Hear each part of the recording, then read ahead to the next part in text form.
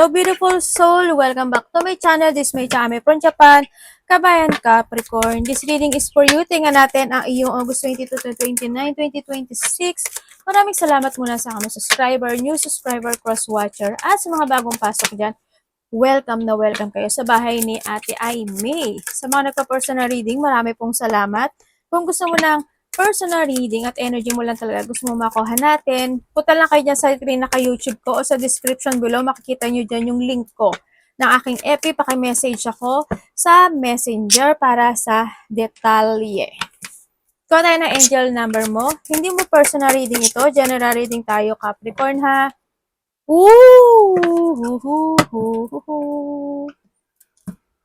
Vice versa. Anak, gumin. Tsaka ka talaga tumayo. Ano yun? Ano yun, anak? 3, 24, 30, 34, and 14. Cancer, Sagittarius, Capricorn, Pisces, Aries. Connected ka sa kanila or magkakaroon ka ng connection sa kanila. At sa mga number na yan, baka connected ka dyan, no? Baka yan yung lucky number mo o kaya yan yung ano man yan. Sabay ganun. Okay. Okay, nandito yung sitwasyon na nakakaroon ng mga positivity in life, this time. There's a positivity happen, may mga bagay o sitwasyon na nakakaramdam ka ng blessing or you feel love or you feel valuing o kaya is hindi nyo, pwede rin kasi na may mga nare-receive ka, no? Na something, pwedeng pagmamahal o kaya kung ano man yan sa iba sa inyo.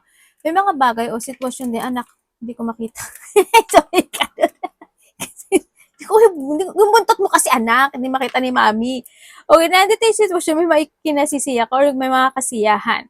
May mga papuri o pasasalamat, ikaw ito sa kanya, sa kanila, or may tao sa iyo na ganun ang magpapapuri sa sayo o magpapasalamat sa sayo, vice versa, sa iba sa inyo. There's a gain of wealth, may abundance ka ha, congrats. Magkakaroon ka ng abundance, or may parating na abundance sa iba sa inyo. Andito rin yung point na may mga situation na mag-uusapan ang negosyo, business, finances, pera, yan, sa iba sa inyo. Andun din yung point na may mga sitwasyon na maiintindihan mo or iintindihin mo maybe or kinakailangan. Alam mo, may retirement ako nakikita. Hindi ko alam kung sino yung retirement na yun. Maybe you want to retire with something sa relationship man yan, sa trabaho man yan, or kung sa ang aspeto ng buhay mo yan, no? Or maybe may tao na magre-retire. Halimbawa, sa mga kasama mo sa trabaho, di ba? Baka may aalis, di ba? Sana wag naman ikaw. Yun. O kaya maaring meron kang connected sa isang tao na hindi na talaga siya nagtatrabaho. Pwedeng nandun sa point na yun. And then also is meron ako nakikita na traveling. Malayo man yan o malapit sa iba sa inyo. Pwedeng may mga lakad o may mga pagta-travel. Ako nakita. Sa iba sa inyo, hindi to hindi siya travel. It's more on shifting. Ibig sabihin, is may mga magbabago talaga sa buhay mo. May magbabago sa'yo. Yan. Nandito rin yung point na may mga paninindigan o may paninindigan ka or may a-actionan totally sa iba. Yun. And then also is may mga desire ako na nakikita na maaring marireceive mo sa iba sa inyo. Congrats, no, sa iyon. And then also is, nagbabarko ba kayo? Or taga-probinsya ka ba? Or kung ano man yung sa iba sa inyo. Nandito rin yung point na may mga, pero ang ganda ng card mo actually, maganda siya. As in. Kasi may luck ka. There's a luck, growth, achievement, or may mga abundance tulad ng sabi ko kanina. Positivity talaga siya. As in positivity. May may tao na tutulong. Pwedeng magre-receive siya sa'yo, ay mag-give siya sa'yo, or you will receive, or ikaw yung mag-give sa kanya at siya yung makaka-receive. Or nahanda yung point of pagtulong. Pwedeng may tao na tutulong sa'yo. In what way? Iba-iba kayo, or makakatulong sa'yo, or ikaw sa kanya. Vice versa ha. Yun. And then also, may nagmamatsyag. May nagmamatsyag. Either ikaw yung nagmamatsyag or may tao na nagmamatsyag or nakatingin, no? Andito rin yung point na may tao na someone is wearing a mask. Pwede rin kasi na, alam mo, minsan kasi when it comes sa wearing a mask, pwedeng tayo rin kasi yun. Alam mo yung point na, halimbawa, naiinis ka na sa kasamahan mo sa trabaho, pero kailangan mo magtimpi, kailangan mo ngiti-ngiti, di ba? Kasi nga, ayaw mo ng gulo, ayaw mo ng away, di ba? Yung mga ganun sitwasyon. Pwedeng ikaw ito or someone ha, pwedeng mga ganun sitwasyon. Tapos, nandito rin yung point na may mga pangliling lang, mangliling lang, o lilinglangin ka, ikaw ito or someone. Ingat ka sa mga ganyan ha. Yan. Meron din na may taong makasarili eh. Or pwede rin, hindi ko, siguro when it comes sa'yo, hindi ko masabi na if this is your makasarili. Pwede rin kasi na halimbawa, minsan kasi yung pagiging matipid natin, minsan nagiging makasarili ang tingin sa atin, di ba? Nandun sa point na yun eh. Well, hindi naman tayo makasarili sa ganun. O kaya naman is yung akala nila is umiiwas tayo sa kanila kasi ayaw natin makapagsilamuha at baka naisip nila na sarili niya lang kasi inisip. No, hindi naman din, di ba? Minsan, maring, or maybe there is someone here talagang makasarili talaga siya. Yun. Andito rin iba sa inyo is nagkakaroon kayo ng pag-iingat. Hindi ko alam in what way. O kailangan yung mag-ingat maybe. Nando sa point na yun, pwedeng sa pera mo, sa trabaho mo, or sa paligid mo. Yan, mag-ingat ka na lang. Pinaka-the best sa lahat. Or kung magkakaroon ka talaga ng mga traveling, paglalayag, ganyan, or related to a water, yan, ingat ka sa mga ganyan, no? Yan, ingat ka sa mga water kasi marami kang water. No, yan. Hindi ko alam kung saan yung water. Siguro, um, maglalay ka ba sa water? Lalangoy ka ba? Or yung pala sa Pilipinas, ano, baha. Yun. Yung pinaka-the best. Yun ang pinaka-point eh, no? Yung tubig. O kaya, halimbawa, iniinom ka. Mag-ingat ka. Baka mamaya madumi pala iniinom mo, di ba? Basta mag-ingat kayo.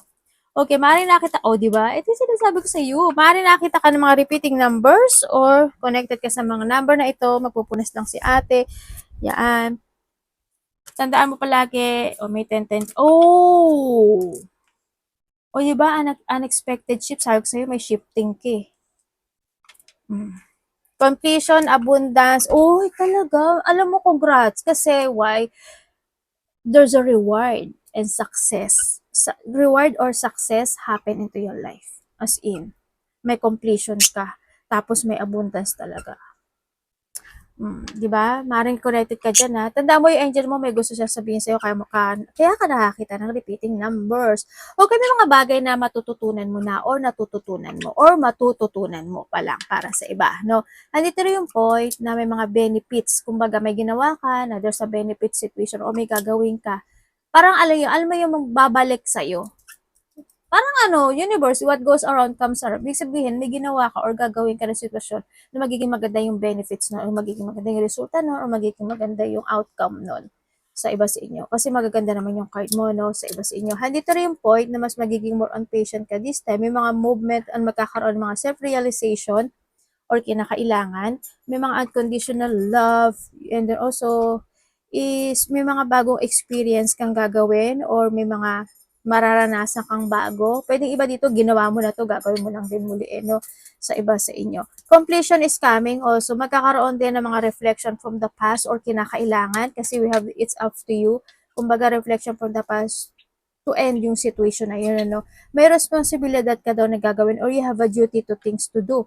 Ang sinasabi, yun na nakikita ko dito. And then also, yun nga, unexpected shifting happen, may divine intervention ka, ibig sabihin, gaganti sa'yo si universe in a good way kasi magaganda yung iyong card mo. Yan. Congrats, your dream job or abroad, if ever na gusto mo, yes, meron ako nakikita na there's a possibility na mag-abroad ka or makakarating ka ng ibang bansa. Or pwede sa iba sa inyo, nangyari na yun, sa iba sa inyo. Okay, we have the 8888. Baka nakita ka ng 8888. Or ito yung favorite number mo, 8 talaga. Diba? Okay, personal power, ikaw to. Okay, material and spiritual abundance, wealth, resources, force, balance, confident, material gain. Alam mo yun? Epic romance. All that is good and pleasant in your life will multiply. Aba! Times. Kumbaga kung sa 1 is times 1. 3. O, di ba? Multiply yun. Well, kayo na, bubita na, alam nyo naman na bubita si ate. Diyos mayo, kayo na lang basta multiply siya. Ganyan. Kung naghihintay ka ng 1,000 pesos, darating is 3,000 pesos or more than, maybe naghihintay ka ng isang gatas, darating is 4, 3 gatas. Oh my God. Diba? Mga ganun sitwasyon. Basta it's multiply kasi 888 yan, dong. Okay. Angels are sending the number to reassure you of the prosperity, kasaganaan, and well-being ahead. Aba, saan ka dyan?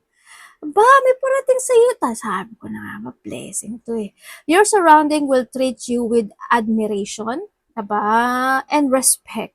Congrats. Use it for the greater good. O yeah, basta be grateful ha. Capricorn, be grateful.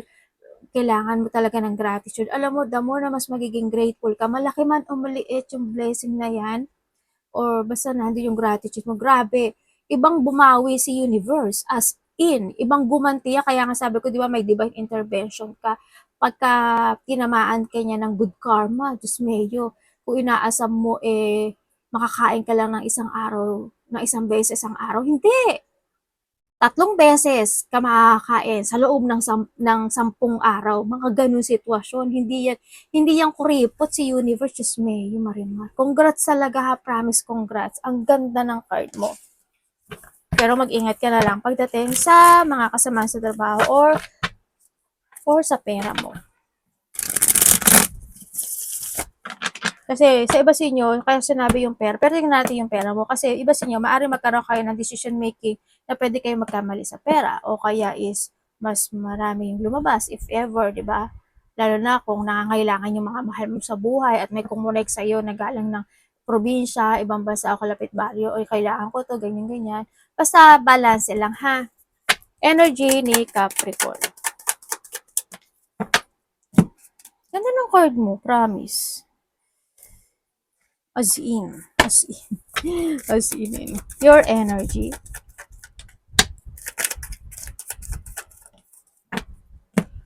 Okay, when it comes sa iyong energy, sa energy mo, ang nakikita ko sa'yo dito, nagkakaroon ka naman ng excitement or nakakaramdam ka ng excitement, pero parang alam mo yung point na may mga part sa inyo or sa iba sa inyo na, ha? Bakit? Ano? Bakit ganun? Mga ganun sitwasyon. Para may question mark, para magtataka ka, mga ganun. May mga ganun situation. Nandito yung point na maaaring magkakaroon ka ng self-doubts para sa iba or konting lungkot lang naman din siguro sa mga bagay na actionan mo or mga lungkot na gusto mong gawin o kaya sa mga gusto mong actionan o pag-iisip or worrying lang ito para sa iba, no? Yun. May mga bagay ka daw na iniisip na maaring nakapagpapastress or depress sa'yo or hindi man halimbawa may mga gusto ka talagang gawin or actionan or magte-take a risk ka sa situation na napapaisip ka dun sa sitwasyon na paano ko to gagawin? Paano? Pwedeng nahandol o kaya pwedeng may nakakausap ka na nakakaramdam ka ng painful or worrying, depression o lungkot, pwedeng nahandol sa point na yon o pwedeng nahandol sa point na minsan may mga times sa iba sa inyo na nawawalan kayo ng pag-asa in some aspect of your life, sana wala kayong sakit. Hindi ko alam kung medyo naglo-low kasi yung energy nyo, baka pagod ka lang din, baka pagod ka, baka naging busy ka in the past, medyo naglo-low yung energy mo, napapagod ka, diba, pwedeng nahandun sa point na yun, kaya medyo bumawi-bawi ka na lang din, baka nahandun din yung point na may mga nananakit sa'yo, diba, yan, baka may mga ubo, sipon, lagnat, or masakit yung throat, lalamunan, may thyroid, o kaya naman sa banda doon, o kaya naman atching-atching, bahing-bahing, o kaya baka naman din sa trabaho mo, baka pagod ka talaga, na may mga pananakit ng katawan, kung ano man yan, no? Sa iba sa inyo, baka masakit yung likod mo, balikat mo, batok mo, balakang mo. Kaya medyo i-remedy nyo rin siya kaagad, para hindi rin siya lumala kaagad. Alam mo yung, kung may mga ganyan, yung alam mo yung bote ng ng mga mineral water, ganyan, pwede mo yan pwede mong lagyan ng tubig, tapos higaan mo siya.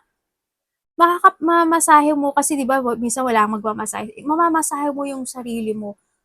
Kahit yung mga 500 ml, kahit hindi yung 1 litro, malaki naman yun. Yung parang hindi gano'n yung kasya lang sa likod mo.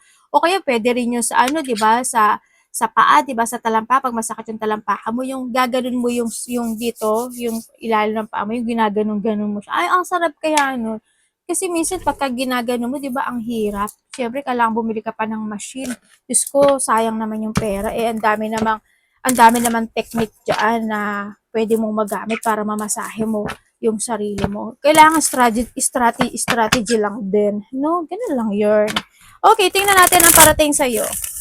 Ito may mga anak ko, nag-i-strategy dito. Oh. Ito, oh, bumibelo, kukuha yan ng barahe.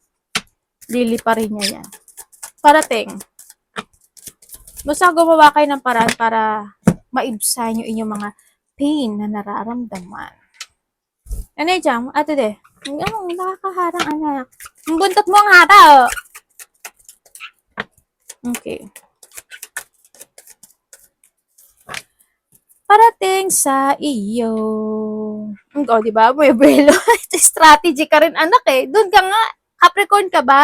Ah, Capricorn to. Oo, kasi ano to eh. January to pinanganak eh. To Capricorn to. Anak, ay ito rin yung isa rin to Capricorn ditong isa. Kasi December naman yung pinanganak yung isa. Ito. Etong puti, January. Ay. Okay, parating sa iyo. Uy, may Wheel of Fortune ka, oh. Aba, ay, may devil ka.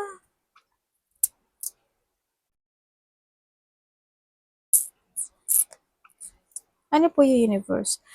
May tao ka daw nakilala, matagal na. May tao kang kilala na matagal na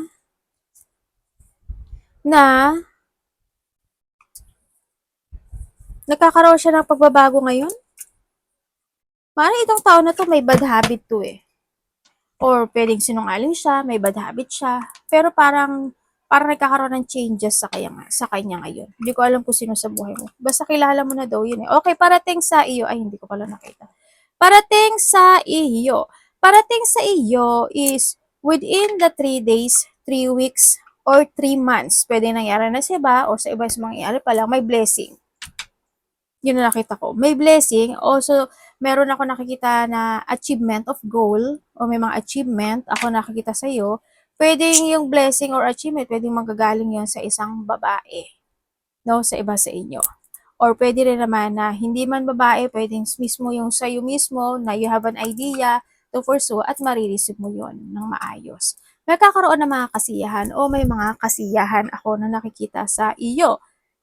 Yun, na parating. And then, o ikakasiya, no, nando sa point na yun. Handito na yung point na, may receiving nga. Mayroon ka daw chutumate.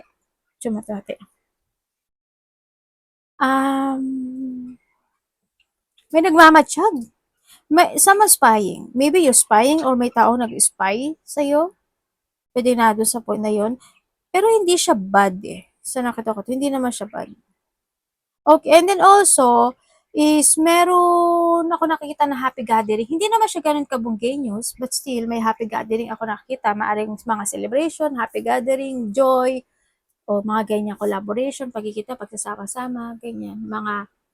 Mga ganun. Ako nakikita, pwedeng may mga happy gathering when it comes of pregnancy or married man yan, mansary, anniversary, birthday, kung ano man yan, ano. Sa nakikita ko rin sa'yo is merong beginning of a cycle or may mga potential ending situation happen to your life. So, iba naman sa inyo is may mga magbubukas na pintuan sa'yo. Pag sinabi magbubukas yung pintuan, is yan yung mga opportunity. Halimbawa, opportunity na makapag-ibang bansa ka, opportunity sa bagong trabaho, opportunity na natapos mo at nakumpleto mo yung mga difficulties and hardship ng buhay mo, and this time, gumaang yung sitwasyon mo, diba? O kaya opportunity na masahaba yung oras mo sa trabaho, ganyan, mas makikita ka, o may mga bonus, mga ganun sitwasyon. No? Merong victory and success, ako nakita may papasok nga sa iyo eh. May papasok sa iyo na either this is a pera or a gift or a valuable things. Papasok o parating sa iyo. Yun nakikita ko dito. Congrats, ang ganda talaga ng card mo. May mga dealing, partnership, collaboration, and meron ako nakikita na May tao daw na makikipag-usap sa'yo. Maaaring itong tao to is mas bata to sa'yo.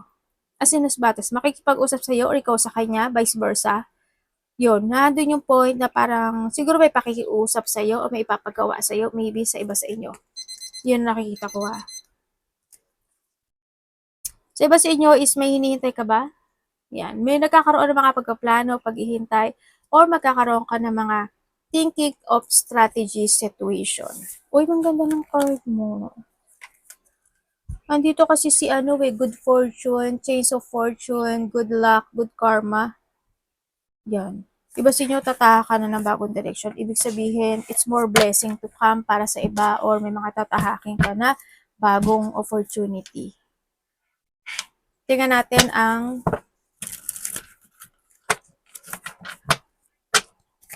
dapat iwasan.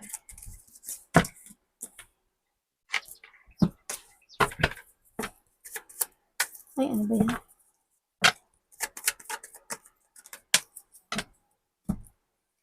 May nakikita ako na coming home. Sanay lang yun ko lang. May coming home ako nakikita. Hindi ko alam kung uwi ka ba ng Pinas, nagbabala ka ba, or probinsya, or kalapit baryo, o may pauwi o parating. May ganyan. May mga surprise parties event nga either sa iba is mga getting together talaga siya ng mga close relationship, bulo lang ate, diba? Family unity, reunion, pwedeng nando sa point na yun. O kaya mag-chill-chill lang talaga, no, sa iba sa inyo.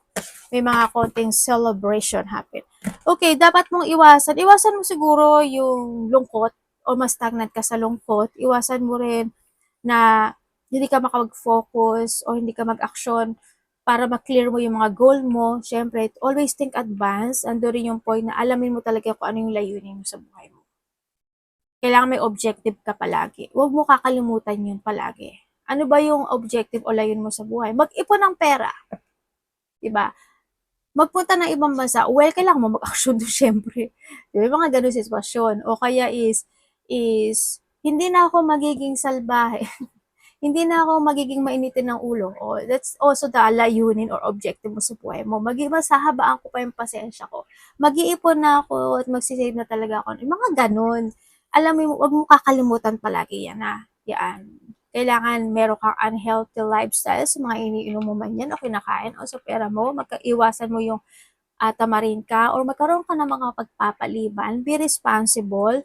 Yan. Iwasan mo is, syempre, yung hindi mo gamitin yung common sense mo, ganyan. Okay? Ganon. Gamitin mo yung common sense mo. Siguro naman, libre naman yan, day.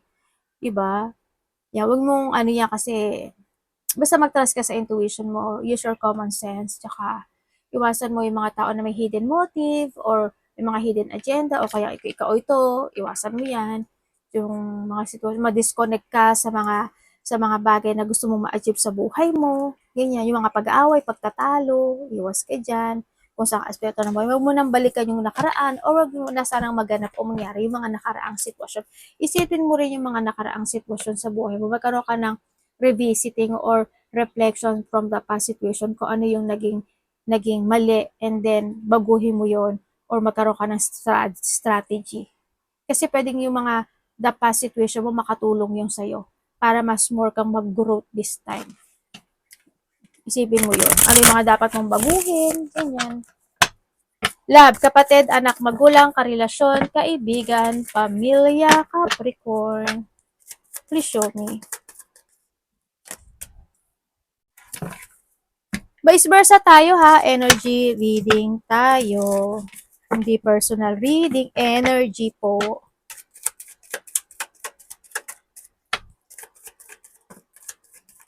Uy. Ayun. Okay, sa single dyan, ay meron.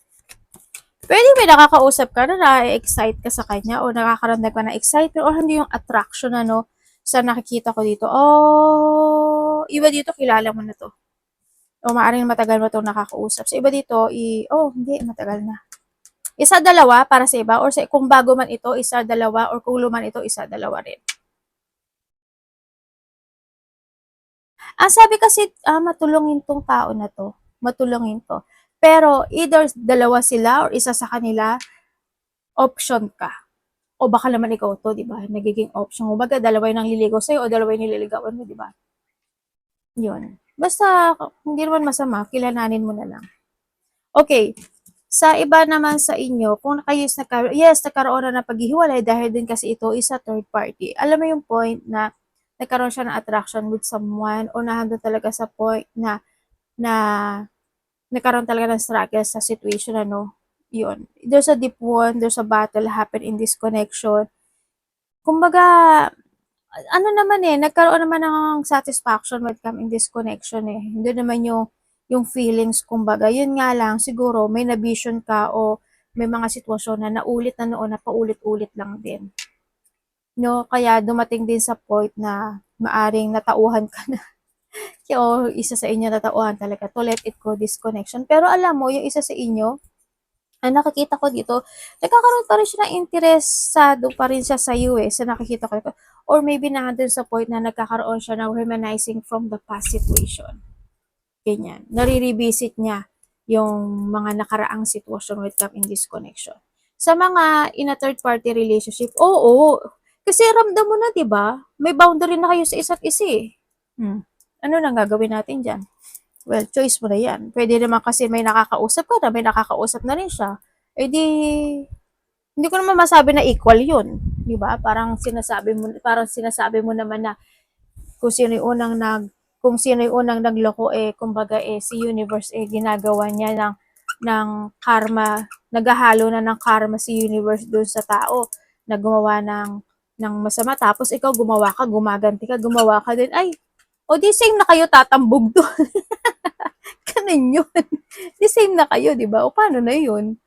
O di, hindi mo pwedeng sisihin kasi kaya ako ginawa to kasi gumanti lang ako kaya ako ginawa. Sinabi ba ni Lord, sinabi ba ni universe na gumanti ka sa kapwa mo? Di ba hindi?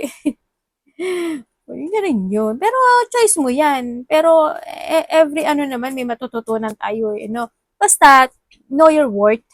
Ang sinasabi dito, know your worth ha. Mahalaga ka talaga. Yun ang palagi mo ano. Okay, kung wala naman kayong third party relationship, sa mga walang third party relationship, andito yung tenota mo. Nandun yung stability when coming disconnection, ang sinasabi dito, pwede rin kasi na isa sa inyo is busy talaga or both of you is busy, baka andun yung marami rin kayong ginagawa, no? Sa iba sa inyo, handun yung stability, handun yung excitement, na handun yung, alam mo yung ready kang ipaglaban ng tao. Ganyan, hanggat maaari ibibigay niya yung gusto niya o yung mga hiling mo, aayunan niya at ibibigay niya na doon sa point na yun. Handun yung passion sa nakikita ko dito. May isa o dalawa, tatlo ba kayong anak? Sa iba sa inyo, kumbaga nahandun din yung point na pagkakaroon ng pagtutulungan o isa sa inyo is mas sobrang matulungin talaga, no? Yun na nakikita ko. Handun rin yung point na pareho kayong pursuing sa mga bagay-bagay o sitwasyon niya sa buhay nyo. Well, tapat naman ang nakikita ko dito, no? Tapat naman, kumbaga, intelligence or tapat talaga yung isa sa inyo or maybe both of you talagang tapat kayo sa isa. Kumbaga, hindi nagsisinungaling, nagsasabi ng katotohanan talaga, no, ang bawat isa. Well, it's good yun sa nakita ko dito sa iyo. Maganda yung baraha mo pagdating sa mga walang third party relationship. Ano ba yan, anak? Tingnan natin na iyong money, trabaho. Nak, pwedeng layo ka, dito ka. Pag natabunan ka, magrereklamo ka. Money and trabaho mo, Capricorn. Anak, dito ka. Anak, alam mo, nilalayo ko siya kasi nga, inaano niya yung baraha. Hinahablot niya, tapos maghahabulan kami pagka nahablot na niya. Hindi naman ako lumilipad. Diba? Kaya siya lumilipad. Tsaka po na anak, hindi pa tapos si mami Okay, pagdating sa iyong sa mga walang trabaho,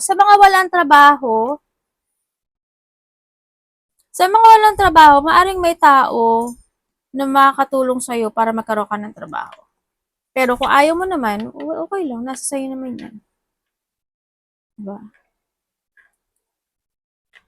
Eh, kung naghahanap ka ng sitwasyon na ay ng trabaho na agaran, eh, wala kailangan kasi ng interview. Pero sa iba sa inyo baka magkaroon ka ng trabaho na hindi ka nai-interviewhin. Hmm, yun nga lang 'pag walang gano'n, magkakaroon ka ng struggle kasi kumbaga wala silang gano'ng ka-sistema, 'di ba? Baka hindi matatag, baka maloko ka lang. Yun, pero nasa iyo, pero may tao daw na maaaring makatulong sa'yo sa paghahanap ng trabaho. And then also is, kung mayroon kang trabaho naman, may mga, sa trabaho mo, may mga tao, natural kasi yun eh. May mga tao na diktador, mga tao na ayaw kanila, may mga puot, galit, may mga hindi pagkakaisa, hindi pagkakasundo. Well, natural yan. Mga taong, may mga complicated situation or conflict. Kumbaga mga tao na, or sa iba naman is mga tao na very possessive, di ba? Ganyan, o makasarili, gano'n. Kumbaga hindi kayo nagko-compatible ng energy. May mga tao talaga yan, hindi lang naman sa'yo, eh. Well, siguro this time baka magkaroon ka ng complicated situation diyan sa trabaho mo, 'di ba? Hmm. Puwede rin kasi na may mga hindi kayo nagkakasundo sa pag-uusap. Puwedeng yung isa sa inyo, eh, basta tatrabahuhin ko yung gusto kong trabahuhin, 'di ba? Mga gano'n, kung ano man 'yan, basta pasensya na lang din or pasensyahan mo na lang din. And then sa pera mo is sa pera mo, ang nakikita ko kasi sa'yo dito is puwedeng may mga time daw na siguro bugso ng damdamin or kasi may mga time daw na hindi ka makapag-iisip ng tama. Puwedeng mai-imbalance ka. Halimbawa, mahilig kang tumulong o kaya may nangutang o may humihingi ng tulong o pera, ganyan.